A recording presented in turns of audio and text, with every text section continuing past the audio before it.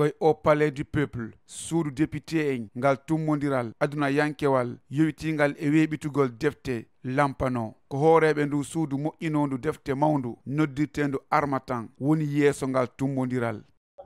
Ko Armatan organise o programme wonandema wallugol windeɓe ɓen livre ji ɗin no yeyira livre ji ɗin ene pay koye andira importance livre ji ɗin kadi. Donc ƴettandema hande taw ko ɓe wiyata ko journée mondiale par exemple du livre ko ɗum woni hande 23 avril 2025.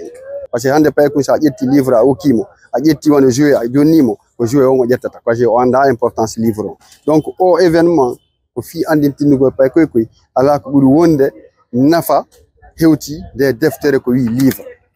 Fiyo pay koye wiu min kadi miɗo faala heɓude sika ko heɓi ɗo o anda ko si o jangi o heɓa ɗum ɗo. O andi si woni goɗɗo jangi o heɓi ko pay koye fof duwa heɓude kon hara pay koye fof no faala heɓude o heɓi ɗum ɓe andi ko fi o jangi o heɓiri ɗum kamɓe kadi ɓe jangay. Kono si goɗɗo jangi gayni o jonnaka ko duwa heɓude kon goɗɗo go jangali heɓi goɗɗo ko duwa heɓude kon hay wonɗo jangude wiye haysi mi jangali. Alfomar Diallo mo nenam Bambi ko windowo defte e himo tori sukaɓe ɓen wakkilagol janga. Ko min nata fi tambitagol ɓe sukaɓe no hani haray nedi fa ɓen o yi ko ɗum mi fuɗɗori l'éducation des enfants haray ko min woni auteur oɗo livre ko min windi mo haray newgol fa ɓen ɓe wona ko min ɗo ɓe janga holla ɓe gandal ko ɗum mi yamiri mawɓe sukaɓe e lendin e ley yani e hoore ɓen yoɓe wallito en fi fa ɓen no jangira sabu ko jangugol ngol ittata yimɓe ɓen e majjere ko ɗum ɗo wawata nafugol leydi. Iliyasu Sow tawaɗo e nde mojobere wallitotonde sukaɓe yo jangu hino wiye weekend de lecture. Minen mari mojobere innetende weekend de lecture haray men falon famingol sukaɓe ɓe naaɓe fo maɓɓe woni e jokkugol gandal ngal.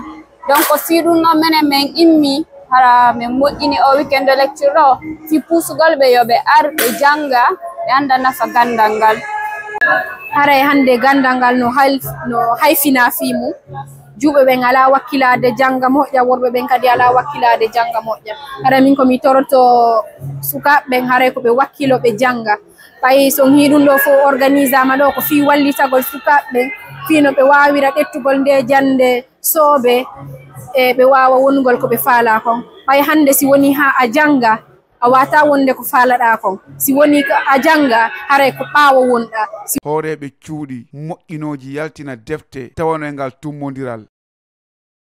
Ka leydi meɗen ɗo lagine e gandal ngal tigi tigi ka fewndi ɗon e tigi tigi iɗen hani wallitade moƴƴa e à part ko autorité men on woni waɗugol kon e hara enen kadi hiyen duwa tawde no woodi ko wonɗen wallitorde leydi meɗen ndi haray ko ɗum ɗon addi yo mimmi moƴƴin ndu suudu wiyetendu ɗo darja fii ka defte yaltine fii ka defte janginirɗe e wawe gollegol e gollida e windayɓe e wallitoɓe tigi tigi no defte ɗen yaltinire fii ɓiɓɓe lagine ha e ɓiɓɓe Afrique woɓɓe goo kadi. Annitine wondema ko tummodiral 17 72 heures du livre waɗa hikka kono haray alhaali defte hino ŋakki han joni e leydi Guinée.